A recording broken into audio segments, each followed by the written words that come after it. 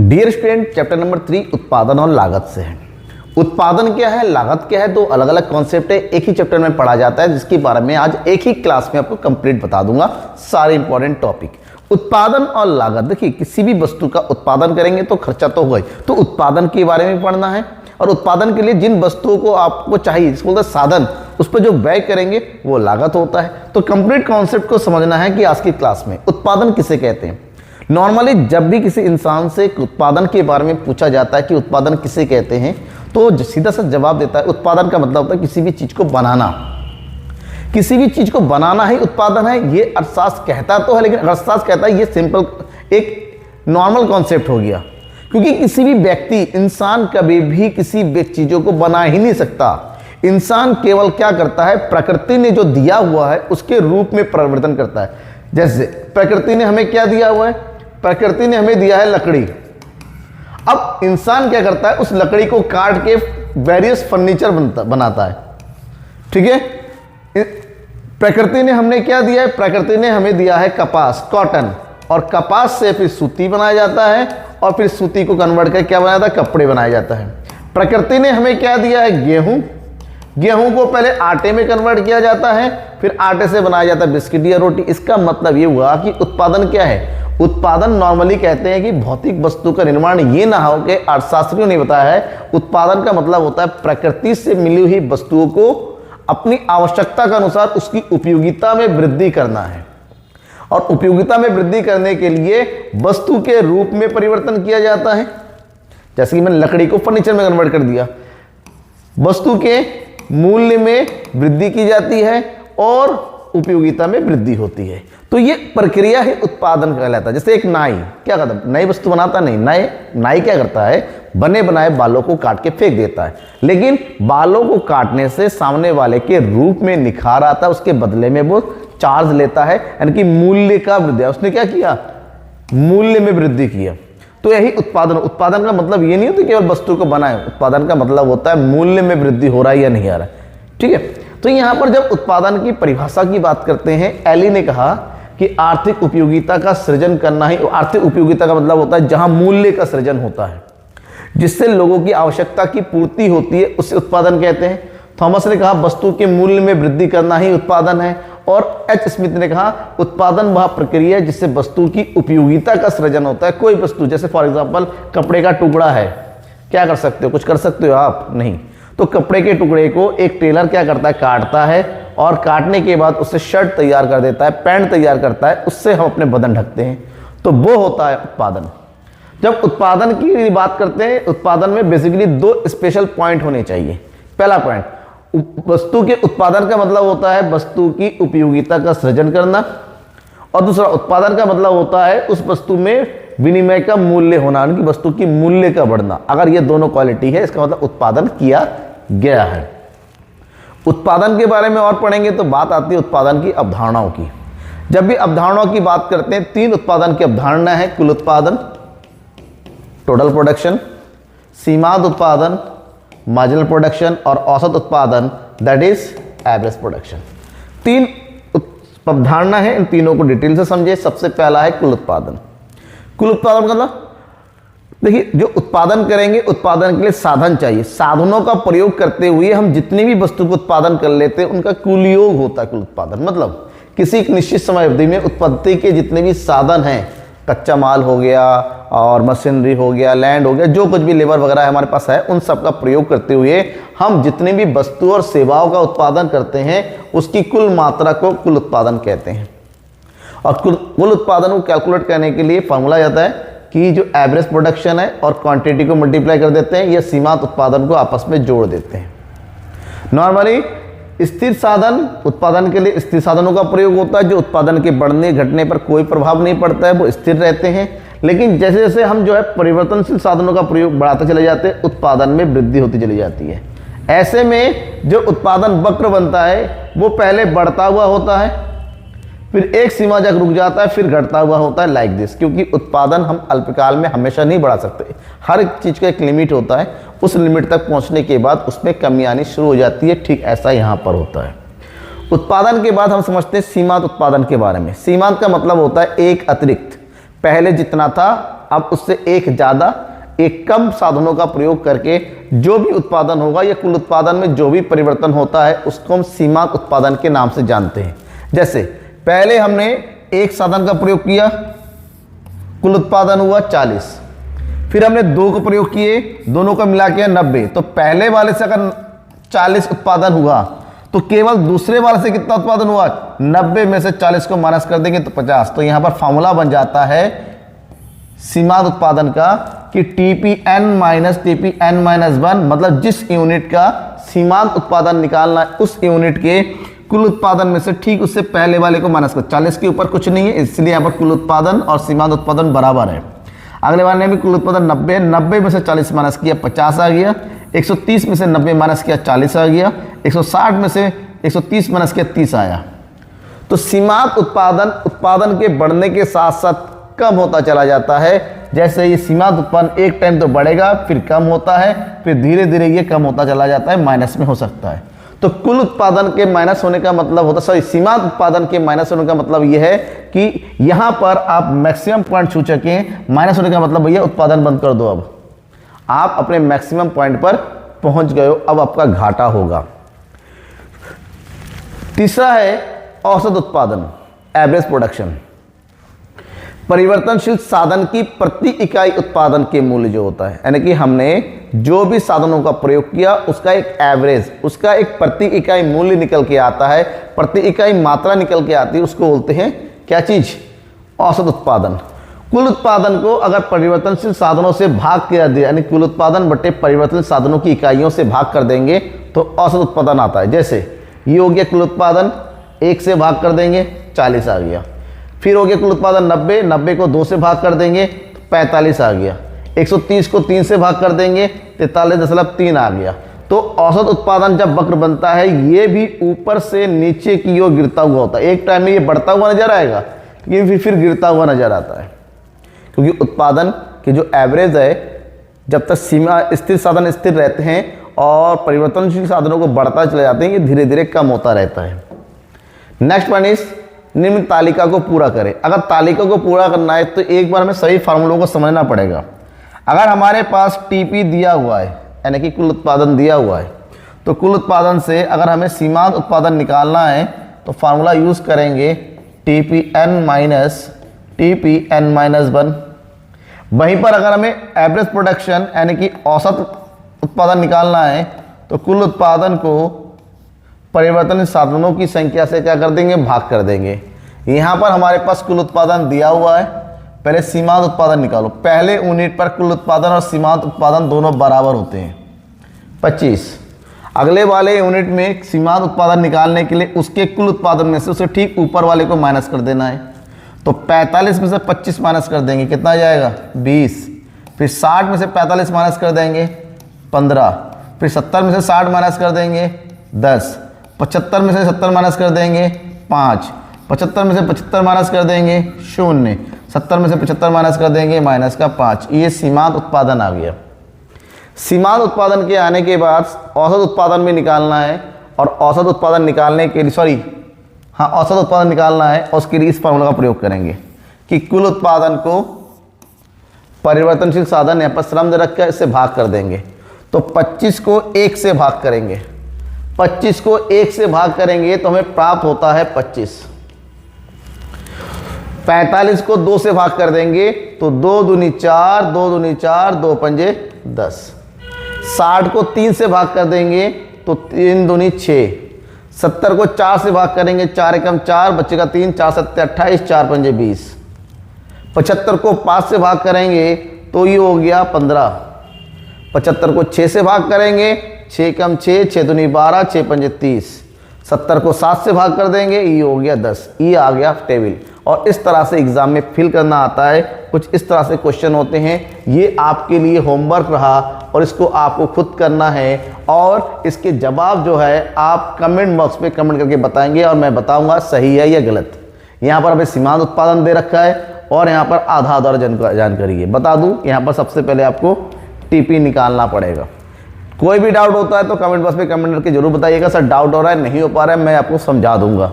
ठीक है, अब बात करेंगे उसके आगे। उत्पादन समझ में आ गया, उत्पादन की अवधारणाएं समझ में आ जाती हैं। अब बात है उत्पादन फलन, क्योंकि उत्पादन प्रक्रिया के लिए साधनों का प्रयोग करना होता है।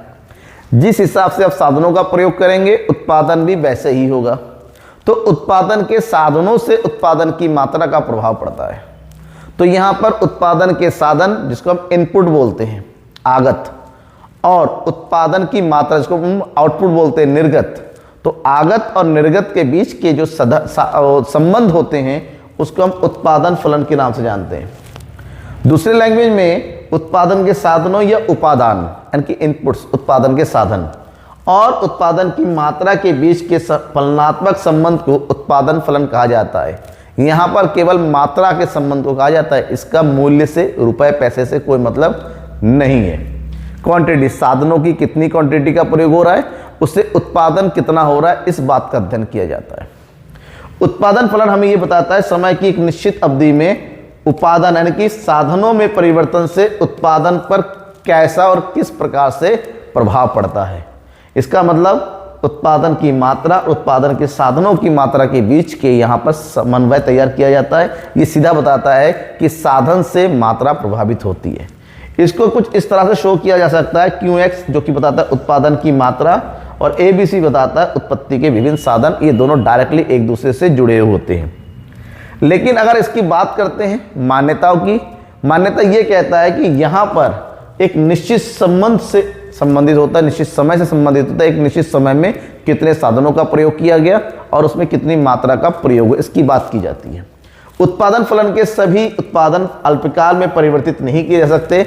उत्पादन फलन में दो काल होते हैं, अल्पकाल और दीर्घकाल। अल्पकाल कहता है कि जो भी साधन है सबको नहीं बदल सकते, कुछ को स्थिर रखा जाता है और कुछ को परिवर्तित किया जाता है।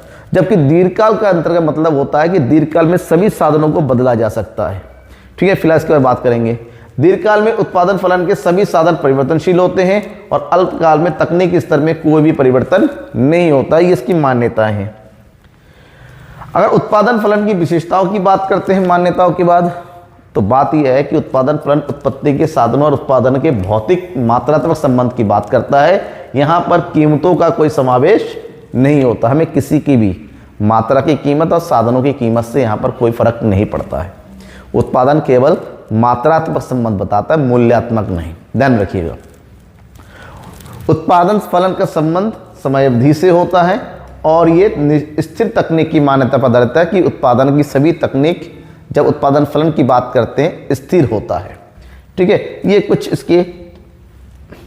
अब जब उत्पादन फलन की बात करते हैं, उत्पादन फलन दो प्रकार के होते हैं समय के आधार पर। समय के आधार पर उत्पादन के दो फलन होते हैं, एक होता है अल्पकाल उत्पादन फलन और दूसरा होता है दीर्घकालीन उत्पादन फलन। अल्पकाल का मतलब होता है एक ऐसा समय जहां पर हम उत्पादन के सभी साधनों को परिवर्तित नहीं कर सकते। इस प्रकार से अल्पकाल में उत्पादन के दो साधन होते हैं, परिवर्तनशील साधन और परिवर्तनशील साधन और स्थिर साधन। परिवर्तनशील अनुपात का नियम इसके दूसरा नाम दिया जाता है। एक साधन परिवर्ती का नियम कहा जाता है, जबकि दीर्घकाल में समान अनुपात उत्पादन फलन कहते हैं, क्योंकि दीर्घकाल में उत्पादन के सभी साधनों को एक समान अनुपात में परिवर्तित किया जा सकता है। ठीक है, तो जब हम अल्पकालीन उत्पादन फलन की बात करते हैं, परिवर्तनशील अनुपात उत्पादन फलन भी कहा जाता है। अल्पकाल के उत्पादन फलन का मतलब होता है एक ऐसा समय जब कुछ स्थिर साधनों को मात्रा को स्थिर रखा जाता है और केवल कुछ ही साधनों को परिवर्तित किया जाता है, तो इसमें उत्पादन की मात्रा में परिवर्तन होता है। और यह जो परिवर्तन, इसको एक निश्चित नियम का नाम दिया जाता है, जिसको बोलते हैं परिवर्तनशील उत्पादन फलन का नियम। इसके अंतर्गत साधनों को दो वर्गों में बांटा जाता है, स्थिर साधन और परिवर्तनशील साधन, फिक्स फैक्टर और वेरिएबल फैक्टर। परिवर्तनशील साधनों में परिवर्तन करने से साधनों का प्रयोग अनुपात परिवर्तनशील हो जाता है और इसको परिवर्तनशील अनुपात उत्पादन फलन के नाम से जाना जाता है। एक साधन प्रतिफल का नियम कहते हैं या उत्पत्ति का नियम भी कहते हैं, जिसके बारे में हम आगे पढ़ेंगे। दीर्घकालीन उत्पादन फलन या समान अनुपात उत्पादन फलन नाम होता है दीर्घकाल, एक ऐसा समय जब हम अपने उत्पादन के सभी साधनों को परिवर्तित कर सकते हैं। अब एक क्वेश्चन बनता है, सर उत्पादन के साधनों की बात करते हैं तो उत्पादन के साधन कौन कौन से हैं? जब भी हम उत्पत्ति के साधनों की बात करते हैं, इसमें आता है आपका भूमि, इसमें आता है आपका श्रम, इसमें आता है पूंजी और इसमें आता है साहसी। ये 4 उत्पत्ति के साधन होते हैं। कहीं कहीं एक और दे रखा होता है संगठन। यहाँ पर केवल जो श्रम है अल्पकाल में, इस श्रम को जो है क्या बोलते हैं, परिवर्तनशील माना जाता है, जबकि ये सभी स्थिर है। जबकि दीर्घकाल में उत्पत्ति के सभी साधनों को परिवर्तनशील कहा जाता है, कि दीर्घकाल में हम सब कुछ बदल सकते हैं। जब दीर्घकाल में उत्पत्ति के सभी साधन बदलते हैं तो ऐसे में पैमाना भी बदलता है, इसलिए इसके नियम को हम पैमाने के प्रतिफल का नियम कहते हैं, जिसके बारे में भी मैं अभी बताने वाला हूं। नेक्स्ट है एक साधन परिवर्तनशील अनुपात का नियम, उत्पत्ति का नियम या परिवर्तनशील अनुपात का नियम। और ये जो नियम है आपका, इस नियम जो अल्पकालीन नियम है, दैट इज अल्पकालीन उत्पादन फलन का नियम है। क्योंकि अल्पकाल में जब उत्पत्ति के कुछ साधनों को स्थिर रखा जाता है और केवल कुछ ही साधनों की मात्राओं को परिवर्तित किया जाता है, ऐसे उत्पादन में भी परिवर्तन होता है। उत्पादन में जो परिवर्तन होता है वो 3 प्रकार से होते हैं। एक साधन के बढ़ते प्रतिफल, दूसरा साधन के स्थिर प्रतिफल और तीसरा साधन के घटते प्रतिफल अथवा उत्पत्ति ह्रास नियम। इसका मतलब ये होता है एक साधन प्रतिफल के नियम के अंतर्गत 3 स्थितियां आ जाती हैं। और वो कौन कौन सी हैं? सबसे पहले है साधन के बढ़ते या उत्पत्ति वृद्धि के नियम। यह एक ऐसी स्थिति होती है जहां पर उत्पत्ति के परिवर्तनशील साधनों को बढ़ाने से, क्योंकि स्थिर साधन तो स्थिर है, उसमें कोई परिवर्तन नहीं होता है, जैसे भूमि स्थिर है, पूंजी स्थिर है, शासी स्थिर है, केवल श्रमिकों की मात्रा को बढ़ाते हैं तो ऐसे उत्पादन में तेजी से वृद्धि होती है और इस स्थिति में सीमांत उत्पादन और औसत उत्पादन दोनों ही बढ़ता हुआ होता है। जब दोनों ही बढ़ता हुआ होता है, दोनों का बढ़ने का क्रम ऊपर होता है, लाइक दिस। देखिए औसत उत्पादन और सीमांत उत्पादन दोनों में वृद्धि हो रही है। जब दोनों में वृद्धि होती है, खासकर सीमांत उत्पादन देखा जाता है, अगर सीमांत उत्पादन बढ़ता हुआ हो तो उसको उत्पत्ति वृद्धि नियम बोलते हैं। क्यों? क्योंकि यहाँ पर उत्पादन में तेजी से वृद्धि होती है, उत्पादन बढ़ने की रफ्तार। दूसरा है साधन के स्थिर प्रतिफल। यह एक ऐसी स्थिति होती है जहां पर परिवर्तनशील साधनों को बढ़ाने से उत्पादन में वृद्धि तो होती है, लेकिन वृद्धि होने की दर जो है एक समान बनी रहती है। जैसे औसत उत्पादन और सीमांत उत्पादन यहाँ पर बराबर आ जाता है, एक स्थिर बन जाता है। ऐसे में इसका वक्र जो है बिल्कुल सीधा होता है एक्स एक्सिस के। तीसरा बिंदु है साधन के घटते प्रतिफल या उत्पत्ति ह्रास नियम। उत्पत्ति ह्रास नियम ये बताता है कि अगर कुछ साधनों को स्थिर रखा जाए और कुछ साधनों को ही बढ़ाया जाए तो उत्पादन में घटते अनुपात में वृद्धि होती है और एक समय के बाद इसमें कमी आने लगती है। और इस स्थिति में औसत उत्पादन और सीमांत उत्पादन दोनों घटते हैं और सीमांत उत्पादन एक समय के बाद 0 होके माइनस में आ जाता है। मतलब ये इस तरह से नीचे गिरती है और फिर माइनस में आ जाता है। इसका मतलब उत्पादन हमारा बढ़ नहीं रहा है, उसकी रफ्तार कम हो गई है। और एक टाइम ऐसा जरूर आएगा जब सीमांत उत्पादन 0 होगा, उत्पादन में कमी आने लगती है। इस जो उत्पत्ति का नियम है, इसको एक आधुनिक विचारधारा किया है। उत्पत्ति के नियम में हमने 3 नियम है, बढ़ते प्रतिफल, घटते प्रतिफल और स्थिर। लेकिन तीनों को एक साथ रखे, क्योंकि कहा गया है तीनों को जब कंबाइन कर दिया जाता है उसको बोला जाता है उत्पत्ति का आधुनिक दृष्टिकोण। उत्पत्ति का आधुनिक दृष्टिकोण ये कहता है कि अल्पकाल में उत्पादन की 3 स्थितियां होती हैं।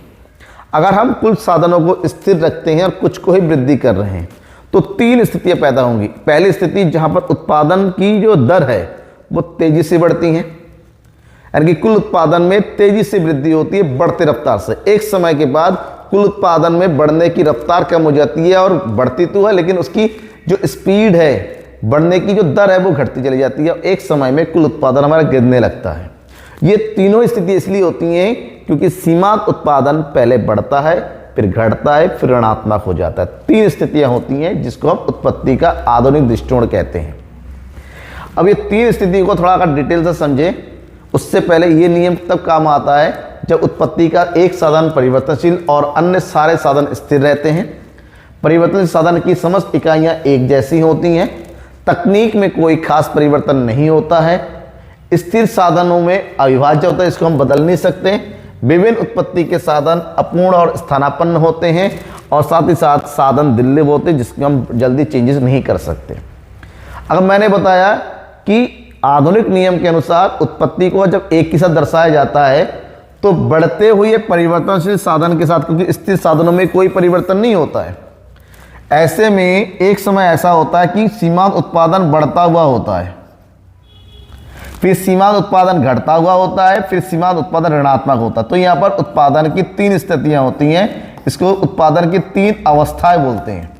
क्या बोलते हैं? उत्पादन की अवस्थाएं, बढ़ते प्रतिफल, घटते प्रतिफल और ऋणात्मक प्रतिफल।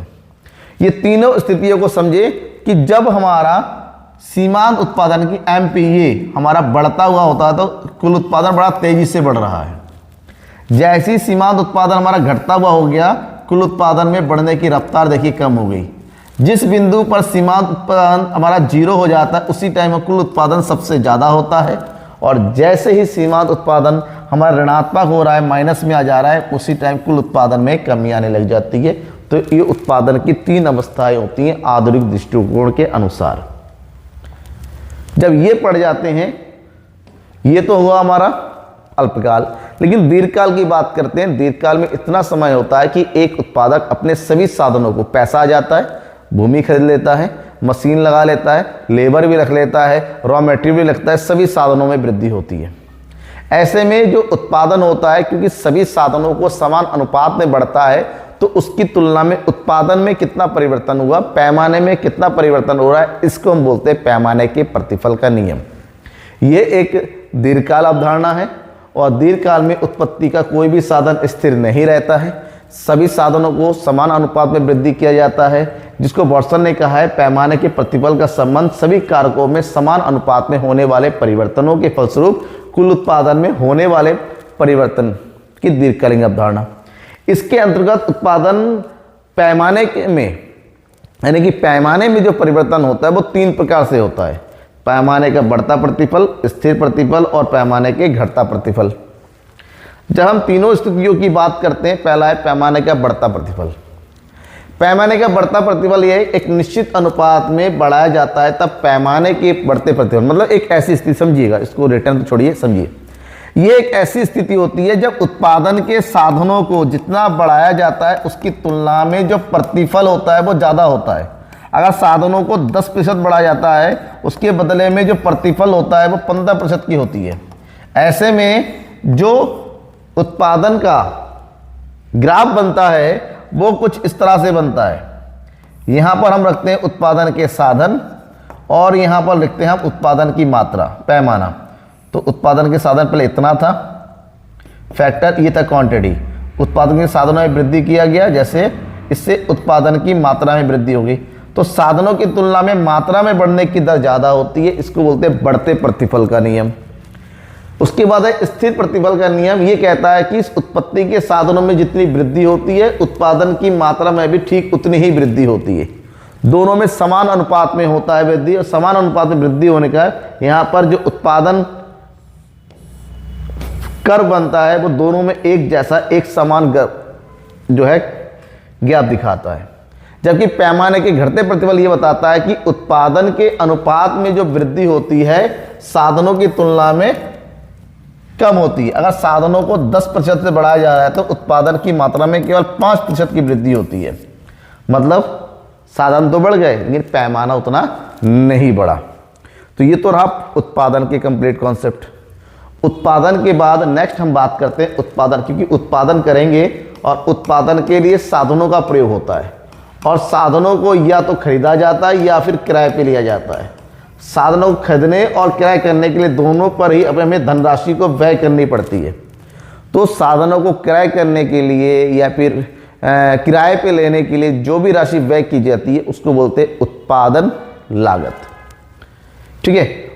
लागत फलन क्या होता है? उत्पादन फलन समझें। लागत फलन का मतलब होता है उत्पादन की मात्रा और उत्पादन की लागत, इन दोनों के बीच के फलनात्मक संबंध, कि हमने कितनी मात्रा का प्रयोग हुआ, कितने लागतों का प्रयोग होने से, हमने कितना खर्च किया, उससे कितना उत्पादन हुआ, उन दोनों के बीच के संबंध को जो है उत्पादन लागत कहते हैं। ठीक है।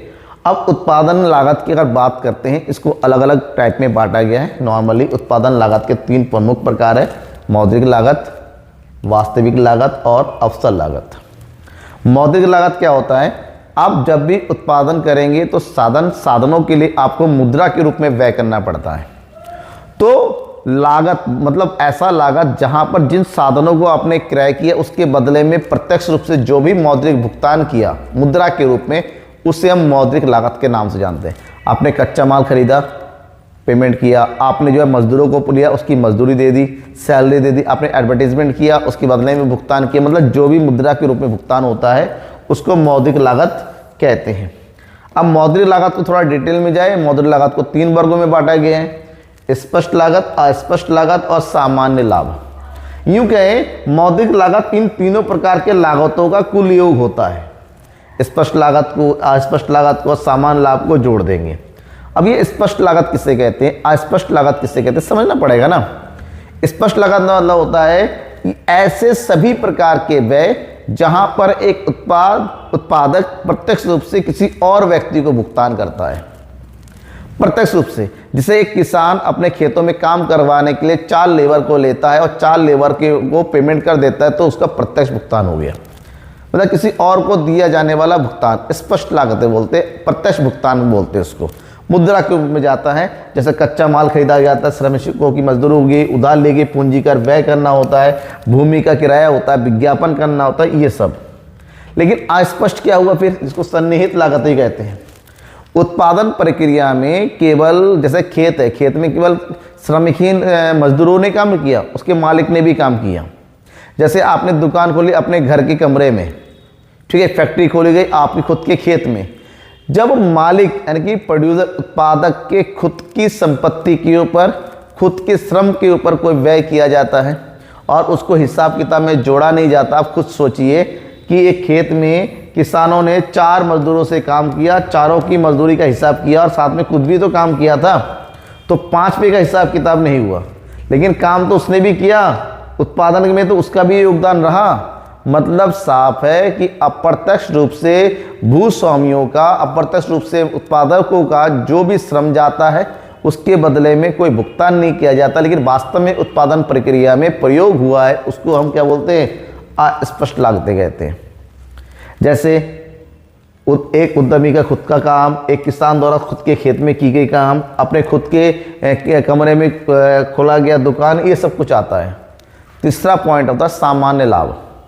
देखिए, उत्पादन प्रक्रिया में आप पूंजी का प्रयोग करते हैं, पैसे लगाते हैं और लगाने के बाद अब अगर आपने अपनी दुकान जो है 10 लाख रुपए में खोल दिया, 10 लाख रुपए लगाने का मतलब आप सोचते हैं 10 लाख रुपए में कम से कम रिटर्न तो 10% का आना ही चाहिए हर महीने, यानी कि 10 लाख का 10%, 1 लाख रुपए की इनकम आनी चाहिए, मतलब 10 लाख रुपए आना बेकार। तो एक मिनिमम लाभ जो उस दुकान से आशा की जाती है कि इतना तो आना ही चाहिए वरना दुकान खोलना बेकार है, तो उसको सामान्य लाभ कहते हैं। अब उसको लागत में से लिखते हैं क्योंकि बिना सामान्य लाभ लिए उत्पादन प्रक्रिया को जारी नहीं रखा जा सकता, इसलिए सामान्य लाभ को भी लागत का एक हिस्सा माना जाता है और मौद्रिक लाभ का होता है।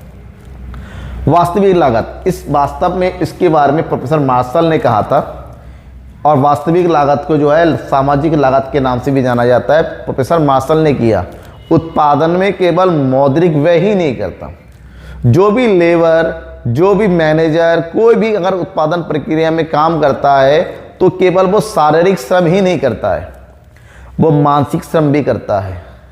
वो जो है एक मनोवैज्ञानिक तरीके से अपने समय का, मनोवैज्ञानिक तरीके से अपनी बुद्धि का भी प्रयोग करता है, उसको भी उत्पादन प्रक्रिया में लगाता है।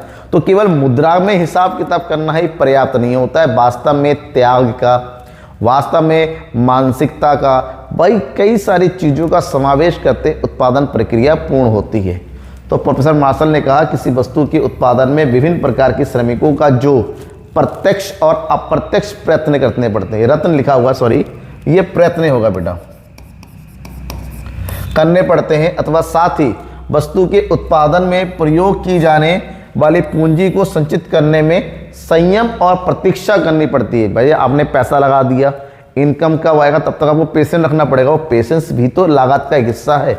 तो वो जो भी प्रत्यक्ष अप्रत्यक्ष से एक उत्पादक लगाता है, चाहे आपको मानसिक संतुलन लगा देता है, उसके लिए वेट करना पड़ता है, आपको सामाजिक तनाव झेलना पड़ता है, वो सब कुछ उत्पादन लागत का हिस्सा आता है। मौद्रिक और मानसिक दोनों ही लागतों को जोड़ के वास्तविक लागत होता है। फिर है अवसर लागत। अवसर लागत, क्योंकि हमें पता है हमारे साधन सीमित होते हैं और सीमित साधनों से हम अगर वस्तु का उत्पादन करना चाहते हैं तो सभी वस्तुओं का एक साथ नहीं कर सकते। हमारे पास सीमित साधनों का प्रयोग करने के लिए कई सारे वैकल्पिक उपलब्ध हैं। एक विकल्प का प्रयोग करेंगे तो दूसरे को त्याग करना पड़ेगा, एक मात्रा का उत्पादन करेंगे तो दूसरे का त्याग करना पड़ेगा। त्याग की इसी मात्रा को अवसर लागत कहते हैं कि जब हमें अपने सर्वश्रेष्ठ ऑप्शन का मिल जाता है तो सामने वाले को त्याग करते हैं। जब इतना समझ में आ जाता है फिर आता है लागत की अवधारणाएं, क्योंकि साधनों को समय के आधार पर दो वर्गों में बांटा गया है, अल्पकालीन साधन और दीर्घकालीन साधन। अल्पकाल में कुछ साधन स्थिर होते हैं, कुछ परिवर्तनशील होते हैं, और दीर्घकाल में सभी साधन परिवर्तनशील होते हैं और उन्हीं साधनों पर किया गया वह लागत होता है। इसलिए लागत भी दो प्रकार होता है, अल्पकालीन उत्पादन लागत जिसमें स्थिर लागतें और परिवर्तनशील लागतें होती हैं, और दीर्घकाल में सभी प्रकार की लागतें परिवर्तनशील होती हैं तो केवल परिवर्तनशील लागत होती हैं। फिलहाल हम केवल अल्पकालीन लागत की बात करेंगे। अल्पकाल में लागत की तीन अवधारणाएं हैं, कुल लागत, औसत लागत और सीमांत लागत। कुल लागत के दो प्रकार होते हैं, कुल स्थिर लागत TFC और कुल परिवर्तनशील लागत TVC। उसी प्रकार से औसत लागत के भी दो प्रकार है, औसत स्थिर लागत AFC और औसत परिवर्तनशील लागत ABC। अब इनके बारे में पॉइंट टू पॉइंट पढ़ते हुए चलते हैं। पहला, कुल स्थिर लागत। नाम ही है स्थिर लागत, मतलब स्थिर साधनों पर किया गया व्यय।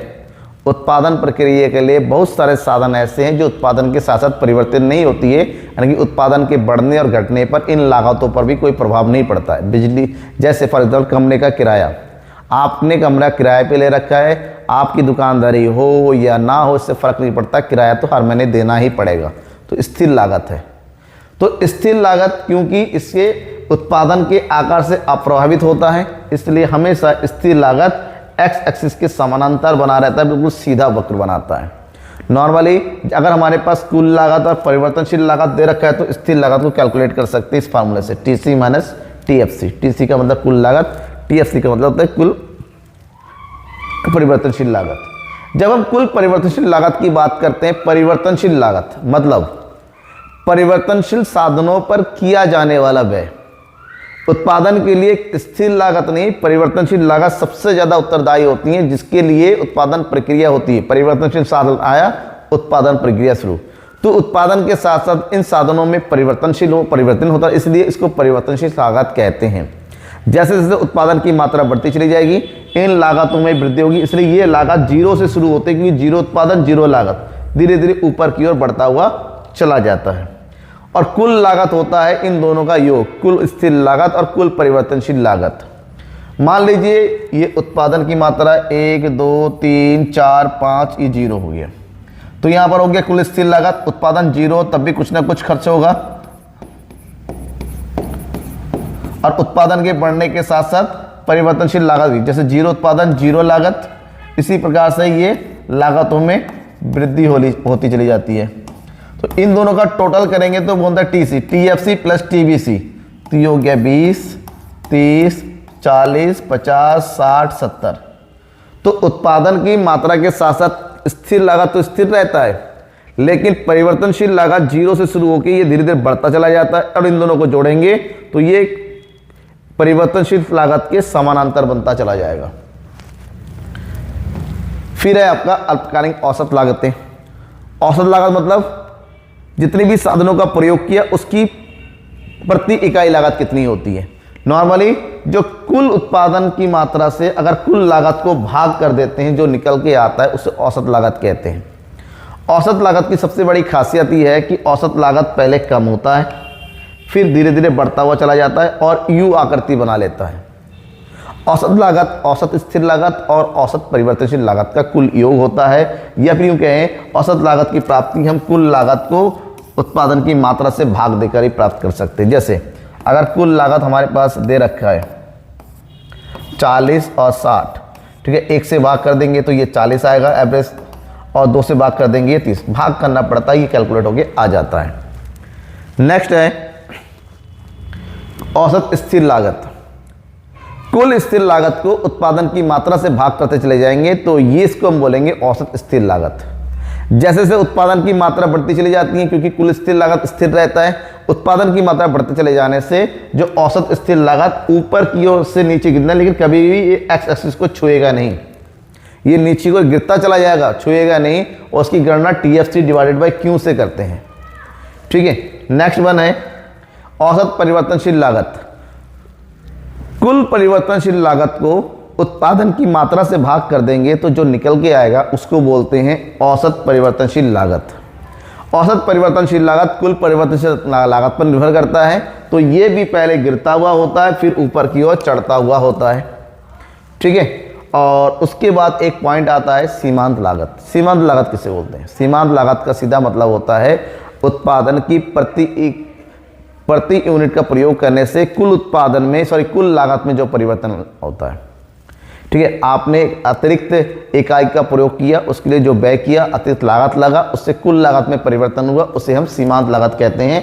सीमांत का मतलब ये है, मतलब एक अतिरिक्त इकाई का उत्पादन करने के लिए कुल लागत में जितनी वृद्धि होती है। और बेसिकली सीमांत लागत हमेशा परिवर्तनशील लागतों पर निर्भर करता है, कि कुल लागत में तो स्थिर लागत भी नहीं और जो परिवर्तित होता नहीं है, और परिवर्तनशील लागत में परिवर्तन नहीं हुआ तो सीमांत लागत कहेगा।